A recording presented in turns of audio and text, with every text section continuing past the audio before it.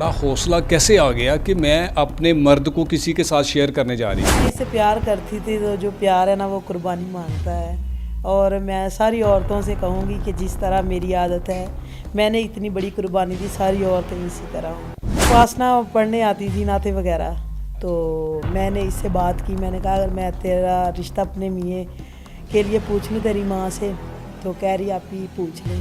तो मैंने फिर इसके वालदा और वाले से बात की। पहले तो मैंने नहीं देखा, जब है ना आप ही ने बोला था ना तब मैं मान गई थी। मैंने कहा ठीक है जैसे आप कहती हैं। अस्सलाम वालेकुम, मैं हूं एडी मलक और आप देख रहे हैं एडी मलक ऑफिशियल। नाज़रीन, आज मैं मोहब्बत की एक ऐसी दास्तान आपके सामने लेकर आया हूं जिसे सुनकर, जिसे देखकर आप बिल्कुल हैरान होंगे।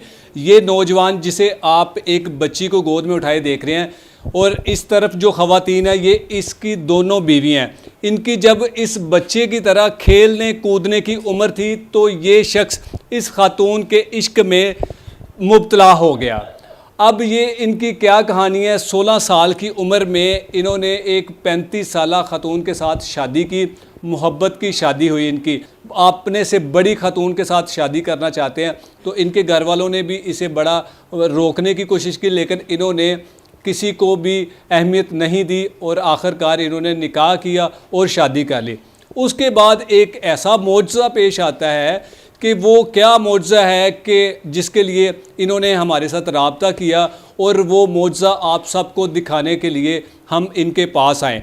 तो भाईजान मुझे बताएं कि क्या नाम है आपका? मज़हर हुसैन। मदर साहब, आप मुझे बताएं कि जब आपकी बच्चों की उम्र थी खेलने की तो आप इश्क लड़ाना लग पड़े, तो ये क्या माजरा था कि आपको कोई अपनी हम उम्र लड़की नहीं नज़र आई थी? नहीं हम उम्र लेकिन जज्बा, लेकिन शुरू से मुझे ना बड़े बड़े काम करने की ना आदत थी। ऐसा ना काम हो जिसमें नाम हो, पता लगे किसी इंसान ने किसी के लिए कुछ किया। नहीं, बड़े बड़े काम तो ठीक है, लेकिन बड़ी उम्र वाली खातून के साथ शादी कर ली।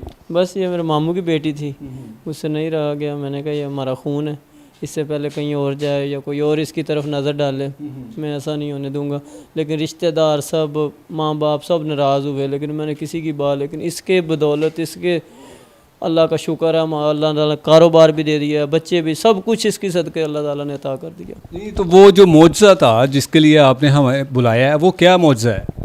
जो मौजज़ा ये है कि इन्होंने 4 साल हुए हमारी शादी को, इन्होंने बहस करनी शुरू की 2 साल से, तुम्हारी शादी करनी। घर में ना छोटे बच्चे नहीं हैं। किसने कहा कि आपकी शादी करनी? मेरी बेगम ने। बेगम ने कहा कि वालदा कहती थी? नहीं, बेगम ने कहा। अच्छा, बेगम ने कहा कि दूसरी तेरी शादी करनी। मैंने कहा नहीं ऐसा नहीं होता। ये जो दूसरी शादी वाली कहानी है ये तो हम उनकी बेगम की ज़ुबानी सुनेंगे। अच्छा, मुझे बताएं कि आपकी उम्र 16 साल थी, आपको बड़ी उम्र वाली लड़की से मोहब्बत होगी, आपने कहा कि मैंने इससे शादी करनी है। आपके घर वालों ने नहीं आपको रोका भी कि आप इस तरह ना करें? रोका था, सब ने रोका था, लेकिन जब मैं इसकी तरफ देखता था मैं रोक नहीं पाया अपने आप को, तो मैंने शादी कर ली। और अदालत में जब हमने बयान दिए तो जज भी उठ के खड़ा हो गया कि वो कौन सा नौजवान है जिससे शादी, मेरी मूछ दाढ़ी नहीं थी, तो वो भी हंस पड़ा ना। जज हंसते हंसते उसने ना साइन कर दिया। कोर्ट जज सिर्फ हंसा था कि उसने कुछ और भी कहा था? नहीं, वो कोर्ट मैरिज में ना वो बहुत डिस्टर्ब भी हो गया, परेशान भी हो गया। तो उसके बाद फिर उसने कहा जाओ बेटा, आपने बहुत बड़ा ऐसा काम किया है जो मैं ना रात भर सो नहीं सकूँगा। फैसला तो मैंने कर दिया है, फैसला आपके हक में आया था? शादी आपकी ओके है, सब कुछ है, ज़िंदगी गुजारो, लेकिन आपने मुझे परेशानी में डाल दिया।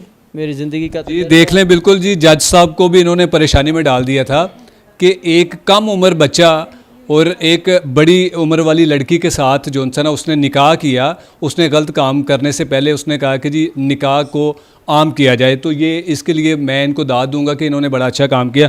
अब वो जो मौजज़ा है वो क्या है, वो इनकी जो बेगम है उनसे जानते हैं। बाजी मुझे बताएं क्या नाम है आपका? आमना। अच्छा आमना, आपकी एक छोटे बच्चे के साथ मोहब्बत हुई और फिर उसके बाद शादी होगी, तो ये सारा किस तरह प्लान हुआ, किस तरह आपको ये बच्चा पसंद आ गया? ये देखने में ऐसा ही लगता है कि छोटी उम्र है, लेकिन इनकी बातों से नहीं लगता कि ये छोटे होंगे। ये बहुत बड़ा भाई है जी हाँ जी। अच्छा, तो इसकी फिर आपने दूसरी शादी करने का क्यों सोचा, क्या वजह थी? मेरे पास बच्चे नहीं थे तो इस वजह से मैंने सोच लिया कि मैं इसकी शादी करूंगी। अल्लाह ताला छोटे छोटे बच्चे दे, घर में रौनक हो जाएगी। ये तो बड़ा फिर खुश हो गया होगा ना कि मेरी अब दूसरी शादी भी होगी? जी खुश हो गया, जारी बात है, बंदे तो खुशी होते हैं। ऐसा बड़ा जोनसन वो बड़ा कम सुनने में आता है कि जी एक ख़ातून अपने शोहर की शादी करवा रही है, ऐसा मैंने तो नहीं देखा भी, लेकिन आप इतना बड़ा हौसला कैसे आ गया कि मैं अपने मर्द को किसी के साथ शेयर करने जा रही हूँ? मैं इससे प्यार करती थी, तो जो प्यार है ना वो कुर्बानी मांगता है। और मैं सारी औरतों से कहूँगी कि जिस तरह मेरी आदत है, मैंने इतनी बड़ी कुर्बानी दी, सारी औरतें इसी तरह हों। तो मुझे नहीं लगता कि मैंने कोई गलत काम किया है, मैंने बहुत अच्छा काम किया है।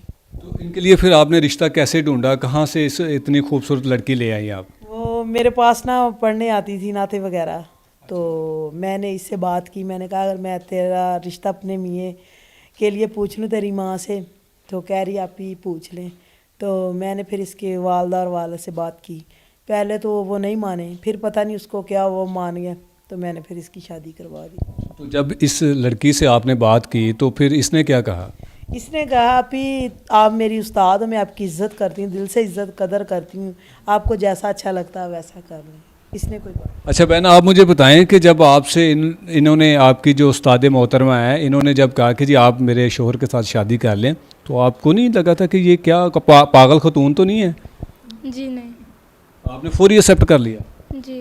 कैसे एक्सेप्ट किया, कैसे इन्होंने कहा, किस तरह? आप पहले भी इनको देखा था कि जब इन्होंने कहा तभी आप मान गई? जी नहीं ना, पहले तो मैंने नहीं देखा, जब है ना आप ही ने बोला था ना तब मैं मान गई थी। मैंने कहा ठीक है जैसे आप कहती हैं। तो अब आप दोनों इकट्ठी होती हैं? जी हम इकट्ठे होते तो लड़ते कैसे हैं? कौन छुड़ाता है कि खाली खुद ही लड़ते हैं और खुद ही फिर आखिरकार थक हार के बैठ जाते हैं? हैं। नहीं ना, हम लड़ते ही नहीं है तो। आप लड़ते नहीं हैं? जी हमारा झगड़ा ही नहीं होता। अच्छा मुझे भाई बताएं कि आप कि अब माशाल्लाह 2 लड़कियों से शादी हो चुकी है, एक बच्ची भी आपकी अब पैदा हो गई है, तो आप मुझे बताएं कि अब पहली जो बीवी आपकी, उसने तो कोई बच्चा नहीं हुआ, अब आपको ऐसा तो नहीं है कि जी अब दूसरी बीवी से मुझे बच्चा हो गया है तो मैं, मेरे लिए ये बहुत अहम हो गई है? जिसके सदक़े जिसकी बदौलत हुआ है वो ही है हमें, जिसने ये किया है सब कुछ, जिसके ज़रिए हुआ है वही सबसे अहम है, वही सबसे आगे है। ऐसा तो नहीं है कि आइंदा मुस्तकबिल में आप उसको छोड़ के कहें कि जी अब आप जाएं, क्योंकि आप, ये खुद ही कभी कभी गुस्से में बोल देती हैं, लेकिन मैं बोलता नहीं, ऐसा मैं कभी ज़िंदगी में भी होने नहीं दूंगा। लड़ाई भी करते हैं? ये कर लेती कभी कभी, हम दोनों से कर लेती, फिर हम दोनों जाते हैं जाकर मनाते हैं। कौन लड़ाई करती है? ये बड़ी वाली बड़ी वाली कौन है, क्या नाम है उसका? आमना।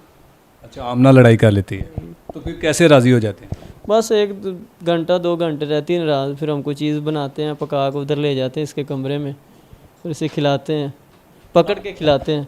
अब अगर ये दोनों कहें कि जी हम आपकी तीसरी शादी करवाते हैं, तो आप राज़ी कर जाएंगे? मेरी कौन सी ना है? अच्छा, अभी भी नाम नहीं है? नहीं, नेक काम में ना नहीं है। ये देख लें, अब आप तैयार हैं बाजी के आप दोनों मिलकर इसकी तीसरी शादी करवाने के लिए? कर देंगे। अच्छा जी, आपने सिर्फ यही काम करना है कि बस शादी करवानी है? तो जो अल्लाह ताला ने जिसके हिस्से में लिखा हो ना वो काम करता है इंसान। आप बहन मुझे बताएं कि आप अपने शोहर की तीसरी शादी करवाएंगी? जी करवा दूँगी। लो भाईजान, आपकी तो समझ लें कि पांचों घी में है, ठीक है ना? तो नाज़रीन, आपने इनकी मोहब्बत की कहानी सुनी, उम्मीद है कि आपको बड़ी अच्छी लगी होगी। तो जाते जाते मैं नाज़रीन आपसे कुछ कहेंगे, जो लोग जिनकी शादी नहीं हुई अभी तक, या जिनकी हो चुकी हैं, या जो ख़वातीन हैं हो चुकी, उनकी जिनकी शादियाँ हो चुकी हैं उनके लिए बोलूँगा कि खुदारा ये घर ख़राब ना करें अपना, खुद ब खुद अपने बच्चों को, बीवी को टाइम दो। मैंने अक्सर देखा है इतने इतने अच्छे बच्चे होते हैं लेकिन वो छोड़ देते हैं, किसी के 2 बच्चे हैं, किसी के 3। आजकल ये मुआशरे में बहुत फैशन बना हुआ है, लेकिन ये ना उसको भी मिल जाता है, उसको लड़की मिल जाती है, उसको आदमी मिल जाता है, लेकिन बच्चे किधर जाते हैं? ये काम ना करें, कोशिश करें कि एक इंसान खामोश हो जाए, गुजारा जो करना है, लेकिन ये जो तलाक वाली बात है ना, ये कभी ना मुंह पे ना लेके आएं। जी बिल्कुल, तलाक तो वैसे बहुत बुरा लफ्ज़ है। तो बहन मुझे बताएं कि आप उन ख़वातीन को क्या पैगाम देंगी जो एक ही अपने शोहर पर कब्ज़ा करके बैठ जाती हैं और कहती हैं कि बस मेरे अलावा कोई भी नहीं आ सकता? अभी उनको क्या कहेंगे कि जी दिल बड़ा करें, हौसला करें, आप एक कदम बढ़ाएं? ये ना मर्द के ऊपर 4 शादियां फ़र्ज़ हैं, लेकिन अगर वो हक मांगते हैं ना, तो मैं जो औरतें हैं ना, मैं उनको ये बताना चाहूँगी कि उनका हक उनको दिया जाए।